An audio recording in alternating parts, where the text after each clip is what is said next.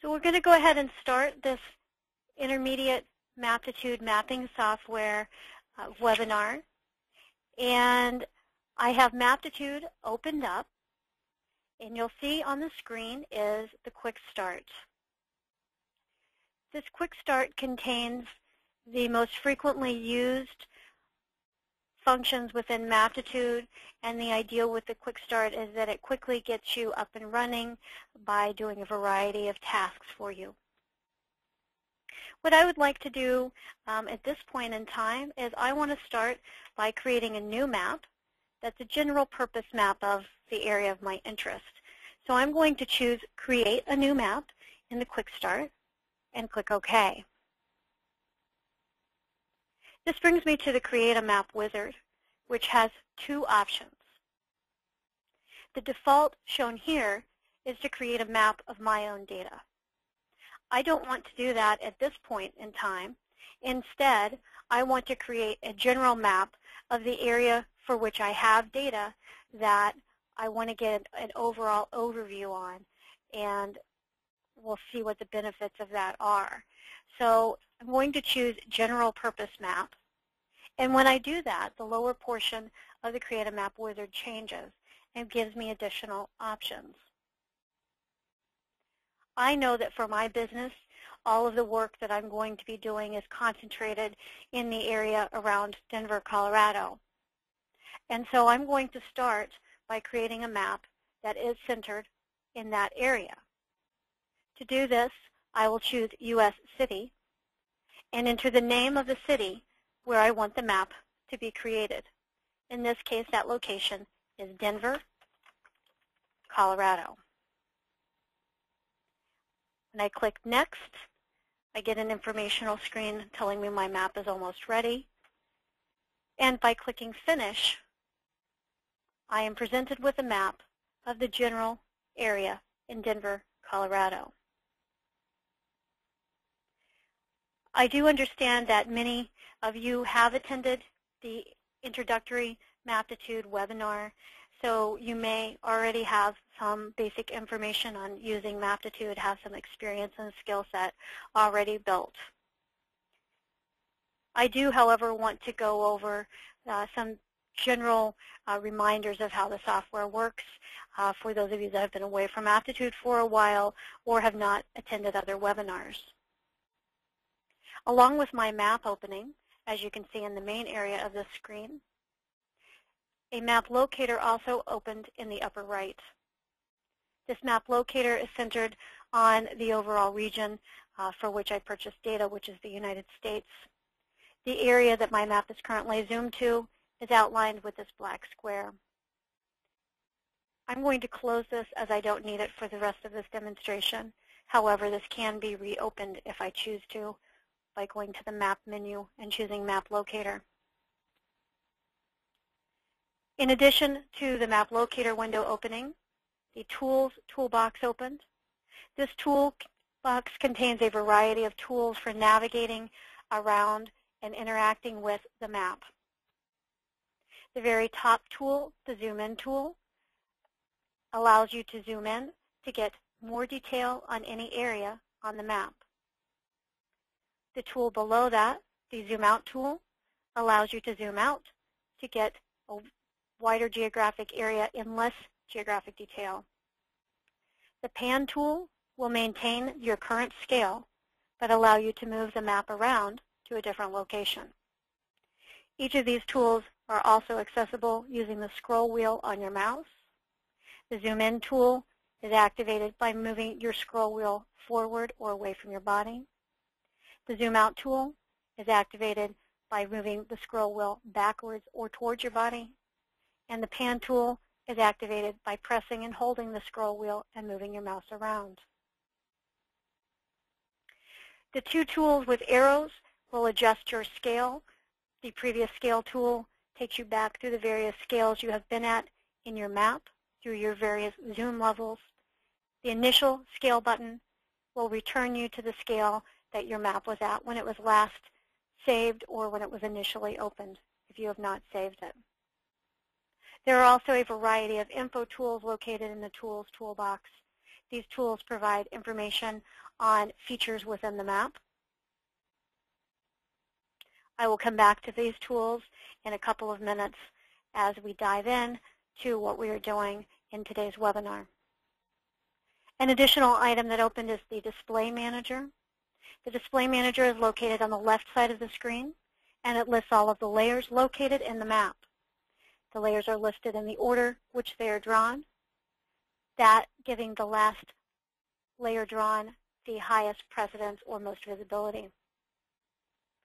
The visibility of each layer is shown with the leftmost column containing either a green check or red X or a red magnifying glass. The green check indicates the layer is drawing, the red check indicates the layer is hidden, and the red magnifying glass indicates the layer is turned on but is not drawing because the map needs to be zoomed in or zoomed out. Layers can be turned on or off simply by clicking the visibility icons that I just explained. Next to the visibility icons are the label icons, which indicate if a label is present for a particular layer. And if a label is present, as in American landmass, the label icon is highlighted. If no label is present, an X appears in the label icon. And if labels appear but are auto-scaled, those labels aren't showing because of the current zoom level, there's a magnifying glass within the icon. The next column represents the styles for each layer in the map. Those styles can be changed simply by clicking on the style icon. You'll also notice that the Display Manager has one layer showing in bold. That happens to be census place. That is the working layer for the map, and that is a layer with which I'm interacting with directly. If I go to use the Info tool, if I create themes, if I use many of the menu items, those apply directly to the working layer. Again, this is the active layer in the map. The working layer is indicated by the bold in the Display Manager and is also shown in the working layer dropdown at the top of the screen. Quickly coming back to the tools and the tools toolbox, the Info tool will give you information on any feature or features in the working layer, which in this case is census place. If I click anywhere on the map, that feature is highlighted. I can see that I have clicked on Denver, Colorado, and I can get all of the attribute information for that feature.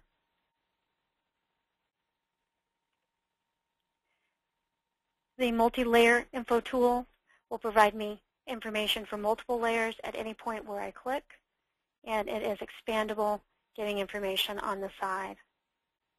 There's also a multi-layer area Info tool, which will provide one piece of information about each area layer where I've clicked. Back to the map that I've created for Denver. Denver is my focus area for my business. I always work in Denver and its surrounding cities, and I know that this is really the area that I want to focus my efforts on as I'm mapping. What I want to start today's webinar with is talking about how to narrow down the view set of geographic features which are shown in the map. I know that this area that I have showing on my screen is the general area that I'll always be working in. So I want to narrow down the features so that I only see this area. I don't care about counties that I'm not working in. I don't care about other states or the rest of the country for that matter. All I want to see is my area of focus. Maptitude includes two tools for showing a narrower set of geography than what comes with the software. The first tool that I'm going to talk about is the mask tool. In order to use either of these tools that I'm going to discuss, I need to first select the features that I want to show. I'm going to do that by selecting counties. County should be made the working layer if I want to select features within that layer. To do this, if I click on County in the Display Manager, right-click and choose Make Working Layer, County is now the working layer, and the tools in Maptitude apply to it. I'm going to start by using the Selection toolbox, specifically the Select by Pointing tool, and I will begin defining my area of interest by clicking on the counties which define it.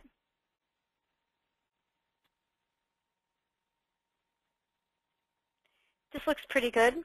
This is the area that I really want to focus on.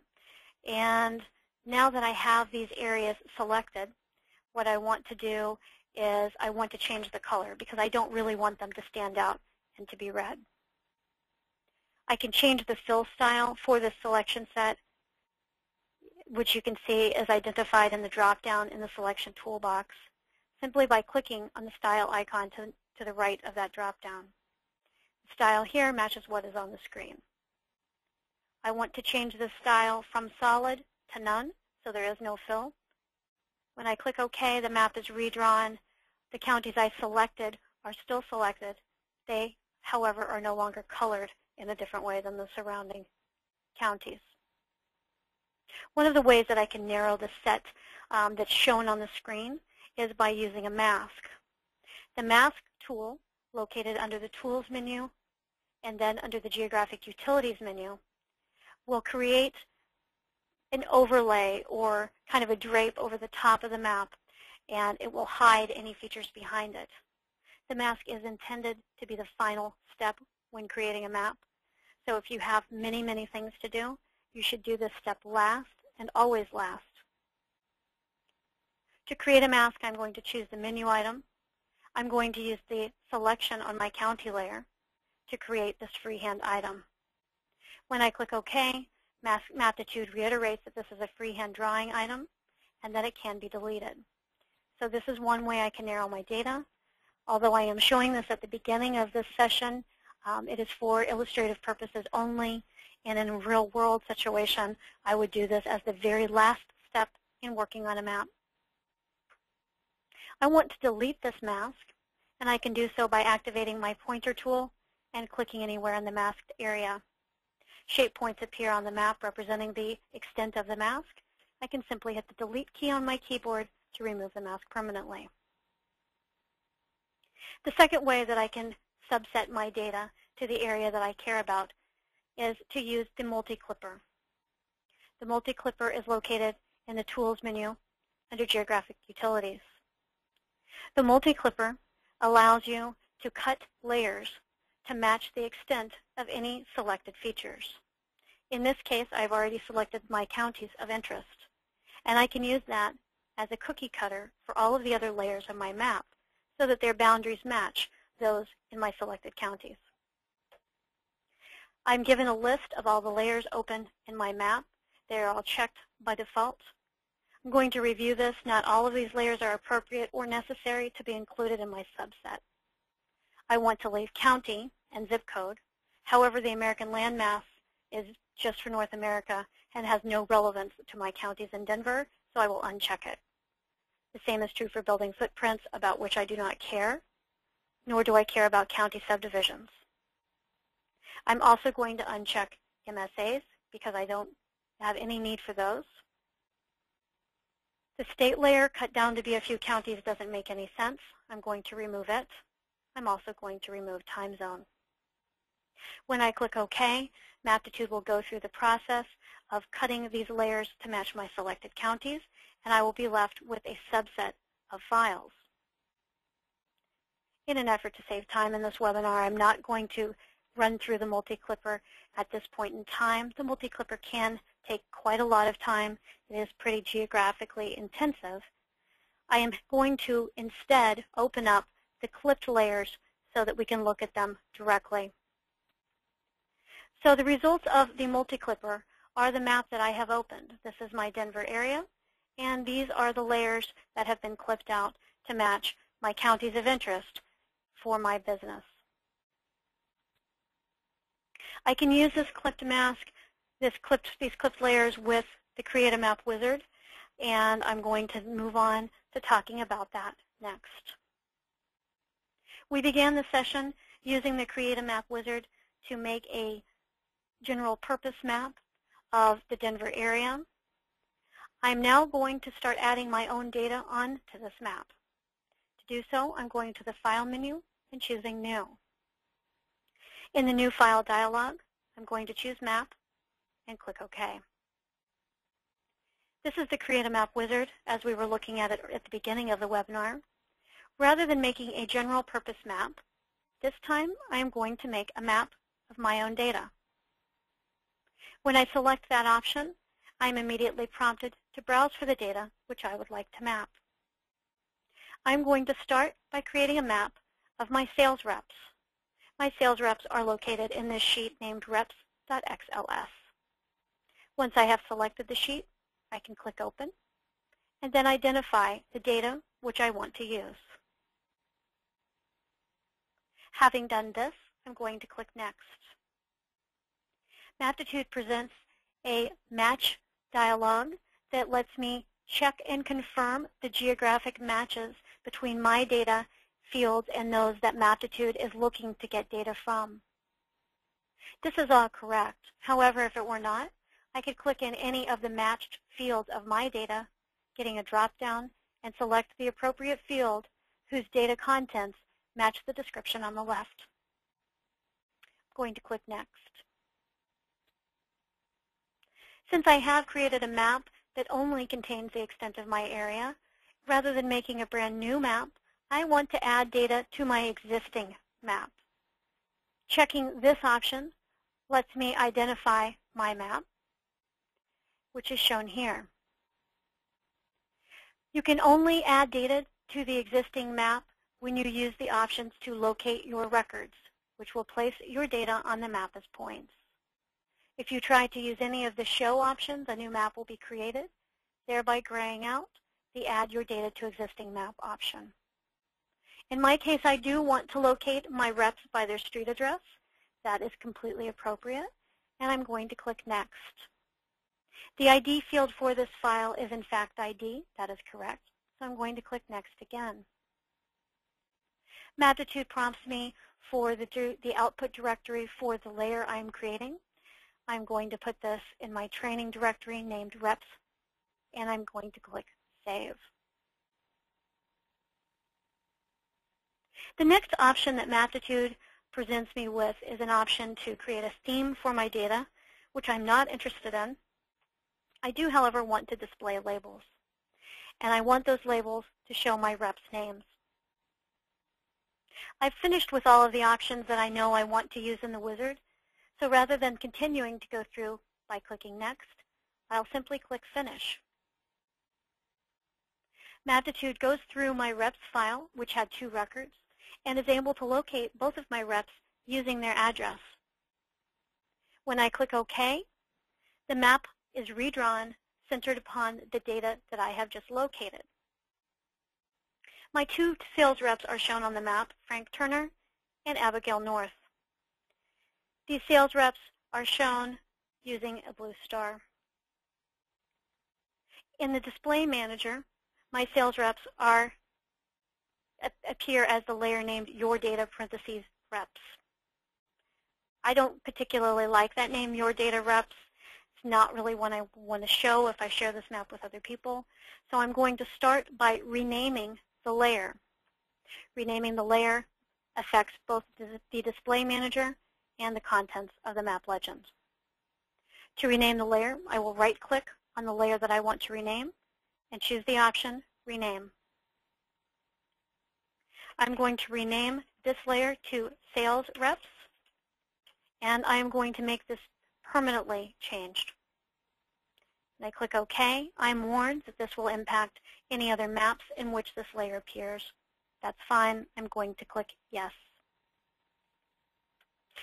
In addition to renaming the layer, thus changing the way that it appears in my display manager and map, I want to change the style for my map.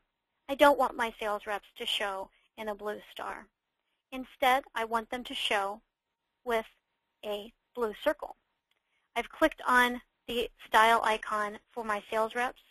I'm going to choose a different icon, the one that I prefer, and adjust the size.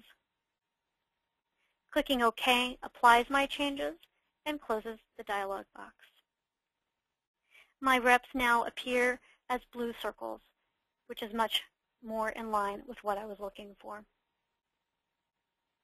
The other thing that I would like to do is I would like to display a little bit more information about each of my sales reps on the map.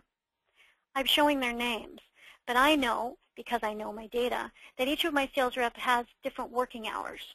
Abigail and Frank don't both work 9 to 5. They have variable hours that allow them to have a broader visit time with my clients.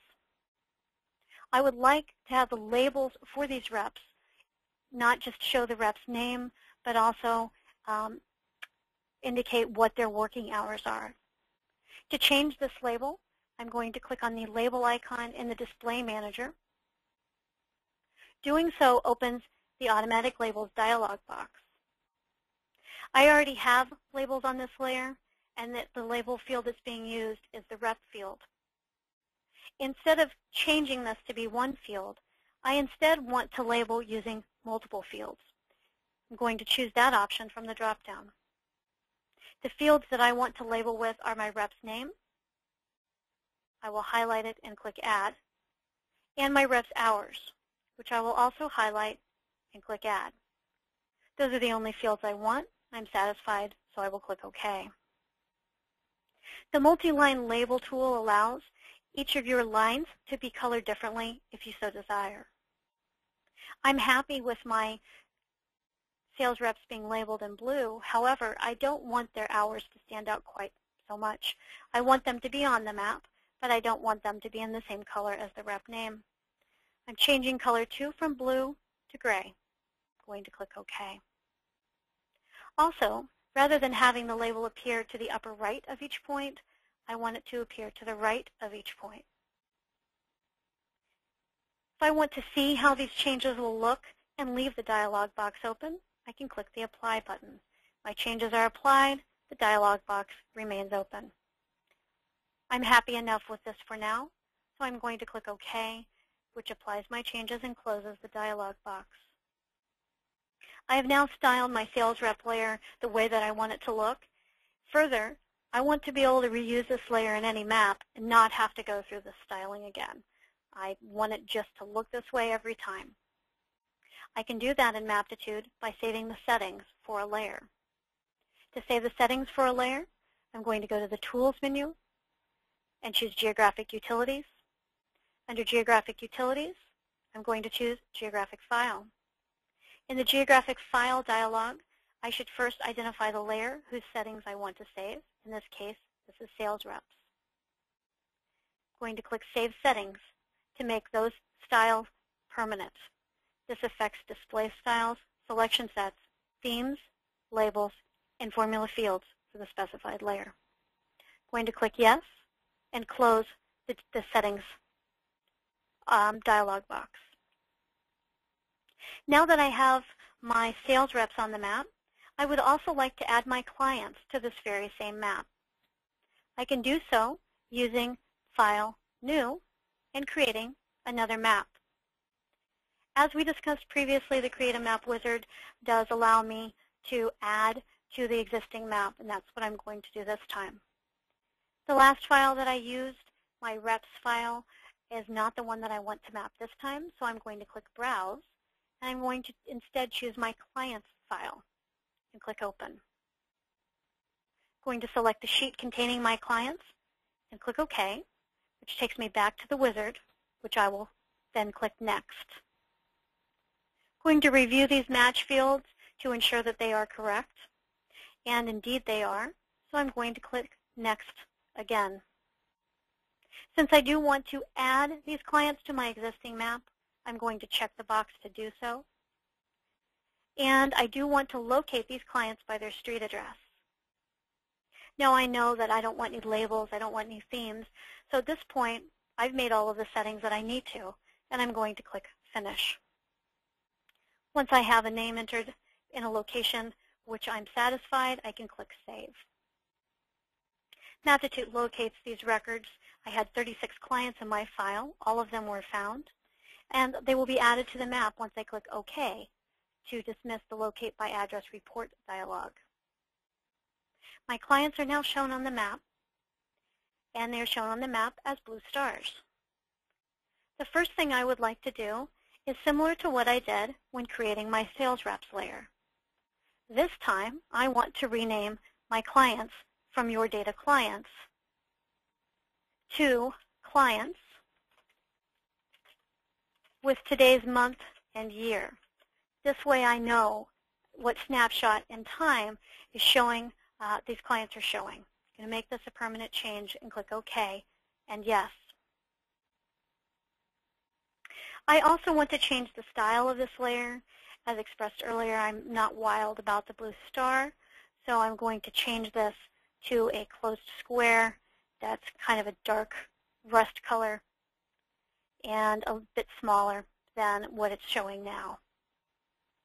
So I now have a map showing my sales reps and my clients for the area in which I work. If I wanted to make these style changes permanent, I could do so in the same way that I did previously, by going to Tools, Geographic Utilities, Geographic File, and choosing Save Settings. Now that I have both my clients and my sales reps on the map, I would like to begin doing some analysis. The first bit of analysis that I would like to do is to create drive time bands. Specifically, I want to create drive time bands around Abigail North.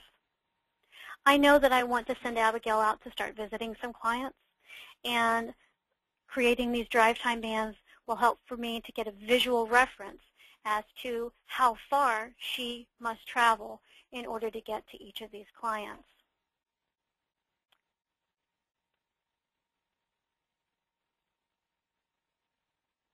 To create the drive time bands, I'm going to the Tool menu and choosing Routing, and then selecting Network Bands.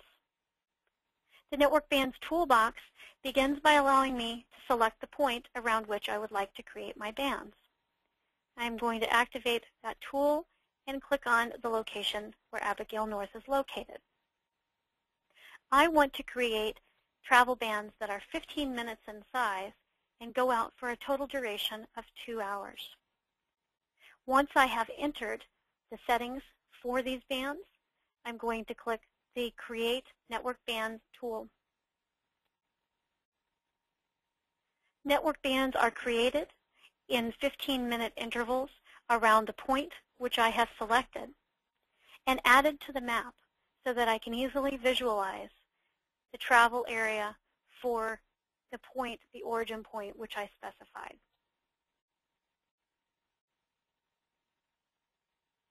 These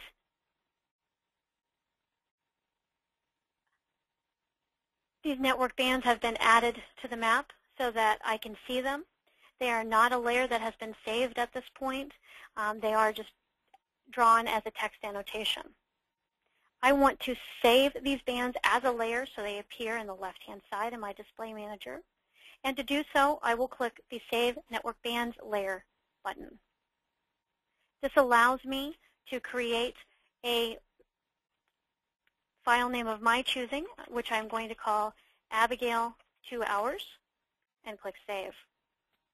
This layer is now accessible in the Display Manager.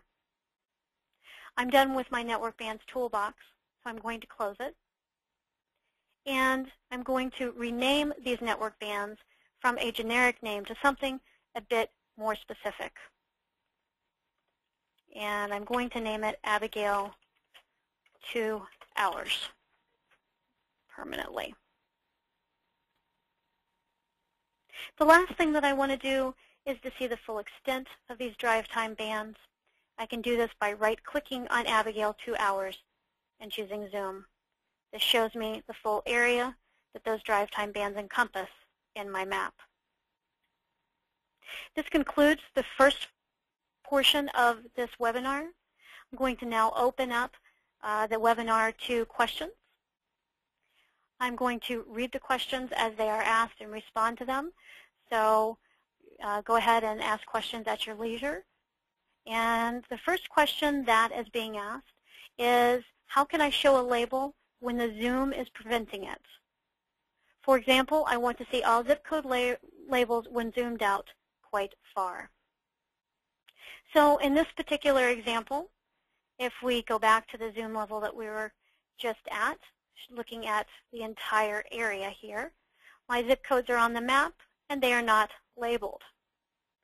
The icon for the zip codes indicates that the labels are ready to draw and that there is auto scale. If I wanted these zip codes to be labeled no matter what, If I right-click on the layer in the Display Manager, I can choose Show Labels, parentheses, Clear Auto Scale, for those labels to be shown all the time. If I want to reinstate the auto scale, I can right-click again,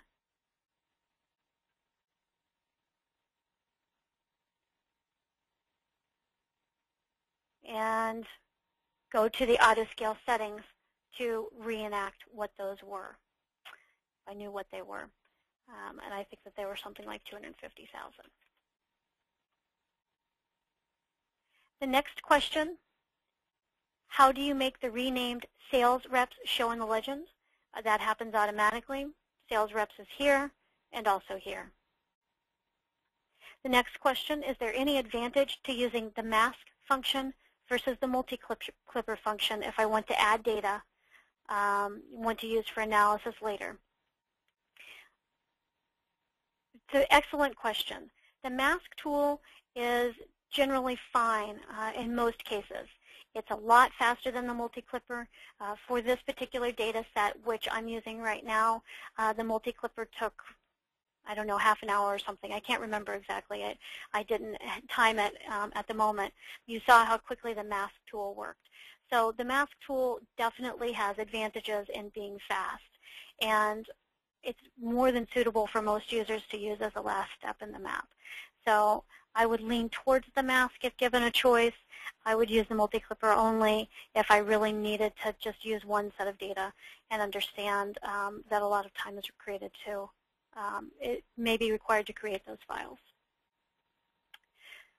Being asked what MSA stands for, all of the data that are included with Maptitude are documented in the Help menu. This is the U.S. data, so if I choose Regional Data Help for the U.S., for the Q4 data, I can get information about every single layer, and I can see that here that the MSA layer, which is listed here somewhere in the list, I'm just not, my eyes are not quite fast enough to see. However, the MSA layer is documented in what that actually contains. So all of this information appears in the regional help. Being asked to display a callout.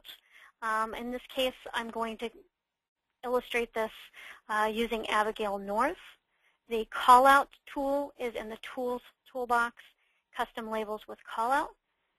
If I activate this tool, I can click and drag a label to any location, and the callout will be dragged out in whatever location, to whatever location that point was originally located. I could then right-click on the label itself, and I can restore the default location of that label if I so choose. The next question that's being asked is if settings have to be saved for every change. And this question goes on to ask if you can save a map settings with multiple selections in a layer. Just to be clear, anytime you save a map, all of the styles for the layers within it, the styles, the selection sets, themes, feature display settings, so on and so forth, are saved with the map itself. The only benefit to saving settings for a layer is if you're going to add that layer to another map that you have created or that you plan to create. If you have changed the settings of a layer subsequent to using the Save Settings function, then those changed settings, style settings, will not apply in the saved file. So you would have to save those settings again. We do have time for another question or two if anyone has additional questions they would like to ask before we move on to the next session.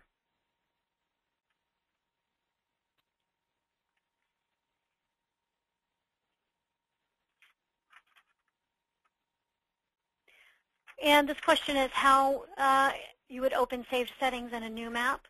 This is simply done by opening the layer for which the settings were saved. In this case, I saved the settings for my reps layer. If I opened up that reps layer by itself or in a map that was already open, then the styles are applied. I'm going to go ahead and move on to the next session of this Intermediate Maptitude Mapping GIS webinar. And we're going to talk a bit more about Abigail and her clients. And what I want to devise next is some strategy for Abigail to visit these clients. And this is what we'll be focusing on for the remainder of this webinar. I know that Abigail has work hours from 12 p.m. to 8 p.m. I also know that each of my clients have hours which they can be visited between. I'm going to start by opening up my client data so I can start reviewing some of the particulars for my clients. I can open this client data by right-clicking on Clients in the Display Manager and choosing New Data View. This opens the tabular data, which stands behind the layer itself. I have a variety of fields in this layer, and in addition to the geographic fields, the address, I have some sales information. I have also the times that these clients have requested a visit. The time ranges are between 8 a.m. and 5 p.m. and 12 p.m. to 8 p.m. A 0 indicates no for a client, a 1 indicates yes. And there are cases where some clients are pretty open. They are available in both time periods. What I want to start with is selecting all of the clients whose availability hours match those of my rep Abigail, who is available from 12 p.m. to 8 p.m. I'm going to select these clients using the Select by Condition command. To choose this, I'm going to go to the Selection menu and choose Select by Condition. The condition that I want to enter is related to the field 12P to 8P.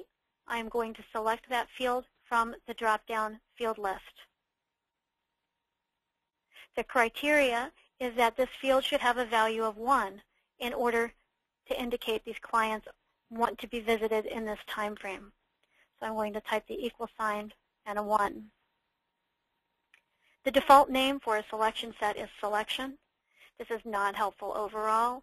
It's good to have a default. However, if you have an opportunity to customize that name so you might remember why features were selected down the road in a saved map, it's always a good idea to do so. I'm going to name this set Abigail, indicating that these clients are available in the time range of this particular sales rep. When I click OK, my clients are whittled from 36 down to 21. These are the 21 clients who are available in the time window that I indicated. Now that I have indicated, I have narrowed down the clients whose time ranges fall within my sales rep's time range, the next thing I want to understand is how far drive time each of these clients are from my sales rep Abigail.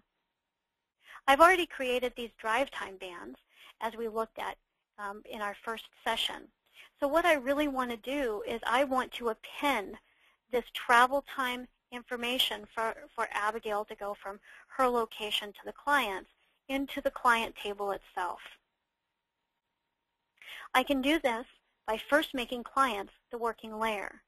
Since I want to adjust the data within the clients layer, it must be made the working layer. There is a tool in Maptitude that will allow me to append information from an area layer, the drive time band, to a point layer, my clients. And this is located under the Tools menu, under Geographic Analysis, as Tag Points by Area. This tool will allow me to specify the features that I want to amend information for.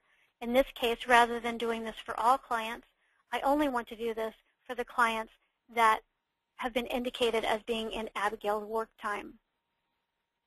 The data that I want to add to these clients comes from the network bands layer named Abigail 2 hours. And specifically, I want the travel time 2, so the 2 band that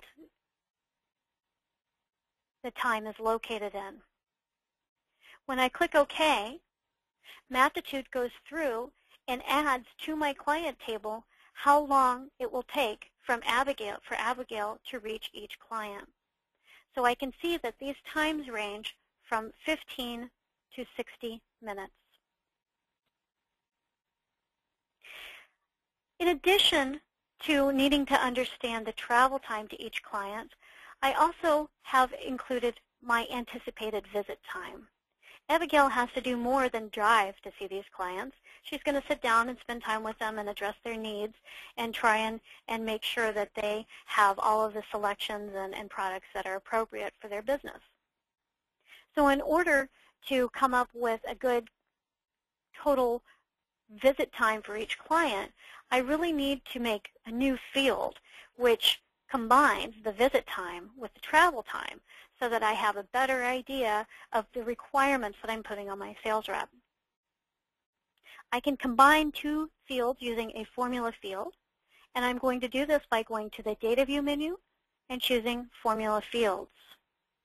Formula fields allow you to create a new field on the fly, which is constructed by using existing fields or portions of existing fields data.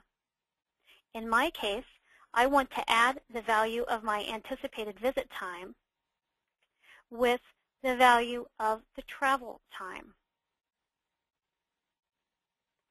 The default name for this field is Formula. This is not very descriptive. If I come back to this map later, I probably won't know what that means. So rather than naming this formula, I want to call this total time. When I click OK, the values of the two fields are added together in a new field that has been created on the fly. You can see that 30 plus 30 is 60, and so forth. If any of the two input values change, the total time will update automatically. My next task is to figure out the visit order for these clients.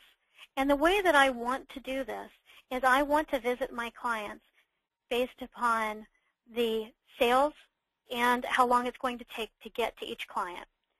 So the first thing I want to base this on, the primary objective, is the travel time that my sales rep has to get to each client. This is contained in the Abigail 2 hours 2 field. And I also want to be able to base these visits on my client's total sales. So I'm going to sort on two fields at once. I can do this by going to the Data View menu and choosing Sort. I want to first sort based upon the time 2, and once those time 2s are sorted, I want to then do a secondary sort on the total sales. Having done this, I can see that my first customer to be visited is 15 minutes away, has total sales of $377,000. The next one has total sales of $615,000. Now that I have sorted these visits, I want to rank them based upon this sort order. My table already had a rank field, and I'm going to simply fill this in with the visit order based upon the sorting that I have done. If I click on that rank field, I can right-click and choose Fill. I can then fill my rank field sequentially starting at 1. So I have now ranked these customers from 21 based upon the combination of their travel time and sales. Now looking at these times, 60 minutes up to 120 minutes for a visit time with any particular client, I know that it's not reasonable for my sales rep to visit all of these clients in one day. My sales rep has an average work time of 8 hours, which is 480 minutes, and I can't really expect that sales rep to work beyond that. So the next thing that I want to do is figure out which clients Abigail should visit. And I want to start at the top. I'm going to start with the very first set of visits and go forward. To do this, I'm going to start selecting clients and have Maptitude calculate a summed total time in order to determine if that set of clients is going to be enough or too much. So I'm going to just pick these clients, select them by clicking on my selection icon in the data view to the left of the clients. I've picked 7 of these clients, and I'm going to focus on them. This is my set called Selection. So here's the 7, and I want to see what the summed travel time is, the summed total time. And I can do that by going to the Data View menu and choosing Summary Statistics. My total time here is 525 minutes, and that does exceed what I want to use for Abigail. To close these results, And I just want to remove number 7, rank 7, from my list. I can do it by clicking on the selection icon on the map. So this is no longer in my set. I'm going to choose summary statistics again. And now my total visit time for Amanda for the one day for these 6 clients is 450 minutes, which is reasonable. If she hits traffic, if a visit goes long, it gives her somewhat of a buffer. It also allows her some time to have some lunch. So I'm going to close this. I've now established the order that I want to visit my clients in, as well as the clients that I would like to visit. I want to just do a bit of bookkeeping before I go on too much, just so that I have my I's dotted and my T's crossed. And I'm going to assign Abigail as the rep for these 6 clients by clicking on the field heading for assigned rep and clicking fill. I'm just going to type in Abigail's name as the identifier for the rep. I'm also going to assign the visit date because I know that I want Abigail to visit these particular clients on Friday. So I'm going to choose that date and click OK. So now I know the dates that Abigail has been assigned to visit these clients, and I'll be able to give her multiple assignments on different days. So I have the set all filled out, and my last step is that I want to figure out the best order for Abigail. I want to figure out the order that Abigail is going to be driving, the street order, some directions for Abigail to get to these clients. When I click on the map, I can see that the clients that Abigail is going to visit are displayed in green. If I want those clients to stand out more, I can expand the clients layer in the sets, and I can very easily change these selection colors if I so choose. In order to get driving directions for Abigail's visits, I'm going to go to the Tools menu and choose Routing. And I'm actually first going to do this with my streets as the working layer. This working layer is always very important. The menu items are attached to what's appropriate for a layer. You'll notice that before, when I chose the routing option, it wasn't there. Shortest path wasn't available because my street layer wasn't the active layer. So it's always good to pay attention to that working layer. Now that streets are my working layer, I could choose shortest path. I want to start the shortest path with Abigail's location. I'm going to use the Add a Stop tool to click on Abigail. I also have created that selection set in my clients layer. I can identify those clients as stops using the Add Stops based on a selection set. The layer that I want to use is my clients layer. The feature set I want to use is that selection set with 6 records. I can tell Maptitude how these clients will be ordered based upon the rank field, which I filled in previously. And in my directions, I can identify the customers by their name. I click OK to go back to the shortest path toolbox. This path is taking me all around the map, but the one other thing I want to do is I want to make sure that I get Abigail back home. I want to give her directions to get home. So I'm going to add one more stop, which is Abigail's home once again, to give her a round trip. I can see that I have a full route on my map, indicating the travel area that Abigail will be traversing, at least for this first day of client visits. And I can now output driving directions. These driving directions are based upon the client name. Because Abigail did not have, was not part of the layer itself, her address is referenced as the starting point, but the customers' names are referenced for the rest of the directions. And we have directions all the way back for Abigail to return home. I've now concluded the second part of this webinar, and we'll open up for questions. And as we answer those questions, be sure and add more as they come up. So the very first question is, how would you contrast the demographic characteristics within a buffer or band with the demographic characteristics of the area that falls outside the buffer or band within a larger area? And the question goes on to say, if you put buffers around data points of data you enter within a county. So what the question here is for people that are, if you want to do an analysis of people inside and outside of a buffered area.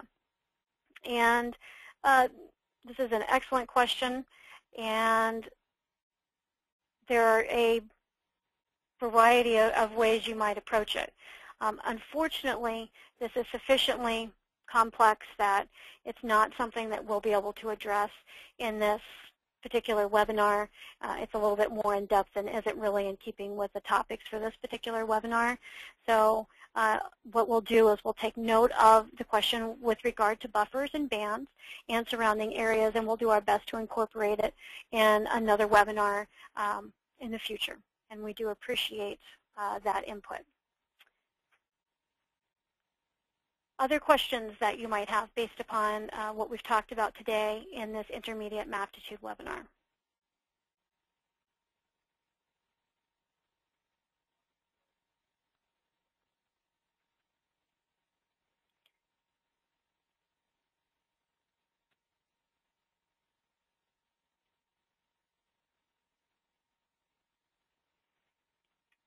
Okay, I'm not getting any other questions right away here, so I'm going to go on to show you a bit more of how we might be able to use this data outside of Maptitude itself. At this point, I have a map that contains the drive time bands as well as my clients and my sales reps.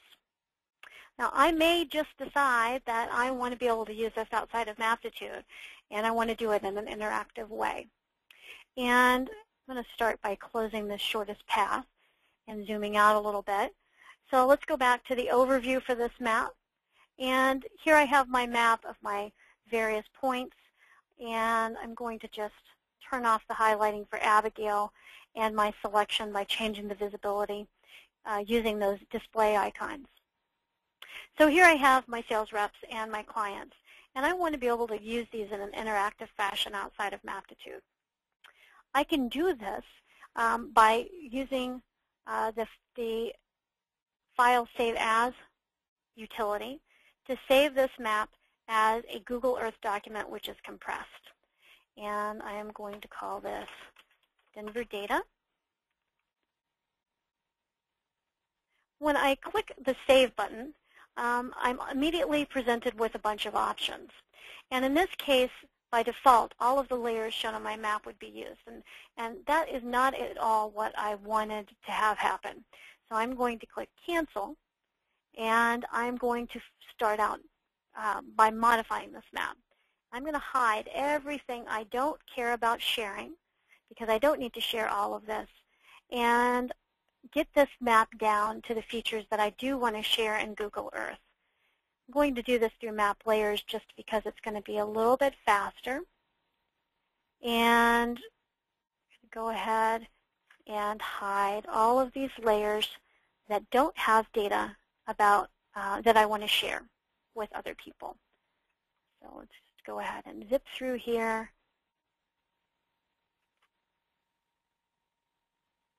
And so I have everything hidden in this map with exception to my sales reps, my clients, and my travel time bands, which is exactly what I want. So I want just this amount of data to show in Google Earth. If I go to File and choose Save As once again, I can choose this Google Earth document and give it a name.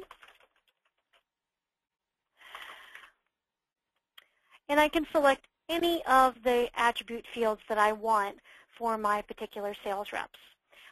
In this case, I only want the rep field and the rep to be the feature name. So we'll just have the rep field and the hours for each of my reps. For the clients, I'm going to have their customer name and their visit date and assigned rep with the total time, because some of this information is sensitive and I don't want it all included. And then I'll use everything for my Abigail 2 hours. When I click OK, this KMZ file is created and saved, and Google Earth is launched with this new KMZ file automatically displaying. So here I have in Google Earth a series of layers, and these layers include my sales reps, my clients, and my travel time bands, so that I'm able to get some really good information showing me where these folks are located. And so if I zoom into a particular area, I can see exactly where my clients are. I can get information about those clients, the rep assigned, the total time required, and who is going to be visiting them. I did save the full set of clients, so in this case it has a little bit more. Not all the fields are populated. However, I'm still getting lots of good information, and I can go to any customer and see where they are located. We don't seem to have any other questions, and I'll give you an opportunity to ask any more if you desire. In absence of any more questions, I do want to say, and I'll give you this opportunity to type as I continue to talk. This video for the training will be made available to you within a few hours of the training. You'll receive an email letting you know information for downloading the video. We also include a link to a survey that will ask you about this webinar and your experience with it. We value and appreciate your feedback and do ask for any comments that you might have. And I appreciate all of the time that you all have spent attending this webinar today.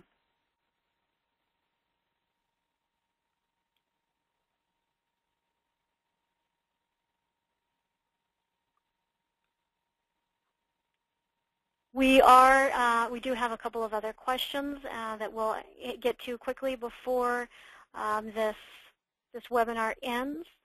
There was a question about adding data to an existing map. There are a couple of ways to do so. You can add data to an existing map using the Create-a-Map Wizard, and that is done by going to the File menu and choosing New, and then choosing Map, identifying your data set and how you want to locate it. The other way that you can add data to an existing map is to go to the Map menu and choose Layers, and then choose the Add Layer button.